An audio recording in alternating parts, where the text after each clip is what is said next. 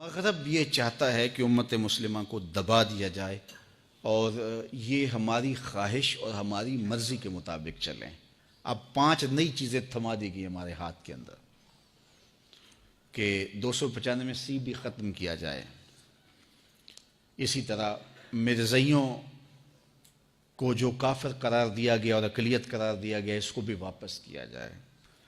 پاک فوج کی کڑی نگرانی کی جائے کہ وہ انسانی حقوق کو پامال تو نہیں کر رہی،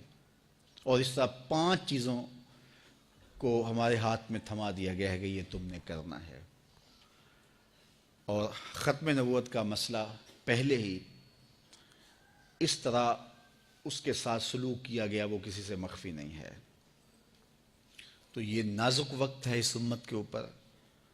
پوری دانشمندی کے ساتھ پوری حکمت کے ساتھ امت مسلمہ کو آگے بڑھنا ہے، یکجہتی کے ساتھ منظم انداز سے اتحاد سے باہمی موافقت اور مفاہمت کے ساتھ آگے بڑھنے سے ہم کچھ حاصل کر پائیں گے، ورنہ اس وقت ہمارا دشمن بہت چالاک ہے، بہت مکار ہے،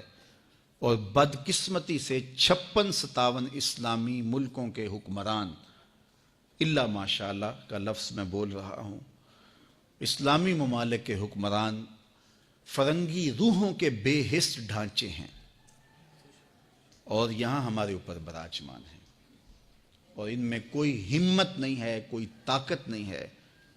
ان کے اندر کوئی توانائی نہیں ہے، یہ اسلام کی قدریں بیچ کر کے ان سے اقتدار کی ضمانت لیتے ہیں، تو یہ حالات انتہائی ناگفتہ بے ہیں۔ اللہ تعالیٰ دینی قوتوں کو باہم جڑنے کی توفیق عطا کرے، ایسے اسباب، ایسے وسائط اور ایسے وسائل پیدا ہوں، ایسے حالات پیدا ہوں کہ ذمہ داران قوم سر جوڑ کے بیٹھیں اور ان حالات کی حساسیت کو سمجھیں یہ کیا ہو رہا ہے۔ بہاءاللہ اور مرزا قادیانی کے مر جانے کے بعد بھی 100 سال ہو گیا ہے ان لوگوں کو سپورٹ کیا جا رہا ہے، اس وقت بہائیت کا بھی پاکستان کے اندر اثر و نفوذ ہو رہا ہے، مرزائیت پہلے سے موجود تھی لیکن بہائیت کا اثر و نفوذ بھی اس ملک کے اندر ہونے جا رہا ہے، تو یہ دردناک صورتحال ہے، ہمیں آنکھیں کھول کے جینا ہوگا اور پوری قوت کے ساتھ منظم ہو کے آگے بڑھنے کی ضرورت ہے۔ قوم کو سب سے پہلے باشعور ہم نے کرنا ہے، اور منبر و محراب کی ذمہ داریاں اس حوالے سے فزوں تر ہیں کہ وہ با مقصد گفتگو کے ذریعے سے قوم کو منظم بھی کر سکتے ہیں اور قوم کو باشعور بھی کر سکتے ہیں۔ اس وقت ملک کے جو معروضی حالات ہیں اور اسلام آباد کی یخ بستہ ہواؤں کے اندر ختم نبوت کے لیے لوگ جس طرح بیٹھے ہوئے ہیں، حکومت اگر ان پر کوئی تشدد کرتی ہے تو یہ حکومت کی بہت بڑی حماقت ہوگی۔ یہ ملک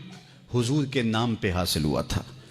اور آقا کریم علیہ السلام کی آبرو، حضور کی عزت، حضور کی ختم نبوت یہ ہمیں اپنی جان سے بھی زیادہ عزیز ہے۔ حکومت نے کل جو قانون جو ہے وہ اصلی حالت میں بحال کیا ہے اس پہ ہم انہیں داد دیتے ہیں، لیکن اتنا کافی نہیں ہے، ان کو معافی مانگنی چاہیے، اور بالخصوص جو ذمہ دار ہیں جنہوں نے یہ گھنونی سازش کی اور اس کا شکار ہوئے اور اپنے مغربی آقاؤں کو خوش کرنے کے لیے یہ سب کچھ کیا، ان کو قرار واقعی سزا ملنی چاہیے۔ اور میں نے آج سے 3 ہفتے پہلے وہ سوشل میڈیا کے اوپر کلپ موجود ہے، اس وقت کہا تھا کہ کم از کم 5 لوگ ہیں وہ جو اس سازش میں شریک نظر آتے ہیں، اور بے لاگ انکوائری ہونی چاہیے اور ان کو عدالت کے کٹہرے میں لانا چاہیے۔ قوم مطمئن ہو جائے گی، کسی کو سڑکوں پہ جانے کا شوق نہیں ہے۔ اگر تم انصاف فراہم کرو گے تو لوگ گھروں میں چین اور قرار سے بیٹھیں گے، لیکن تم اگر انصاف فراہم نہیں کرو گے تو بہت سارے امور میں ہم گوارا کر لیتے ہیں، برداشت کر لیتے ہیں، لیکن حضور کا نام ہماری آبرو ہے، حضور کا نام ہماری عزت ہے۔ اقبال کے سارے کلام کا رس نچوڑیں تو جوس یہ نکلتا ہے کہ محمد سے وفا تو نے تو ہم تیرے ہیں، یہ جہاں چیز ہے کیا لوح و قلم تیرے ہیں۔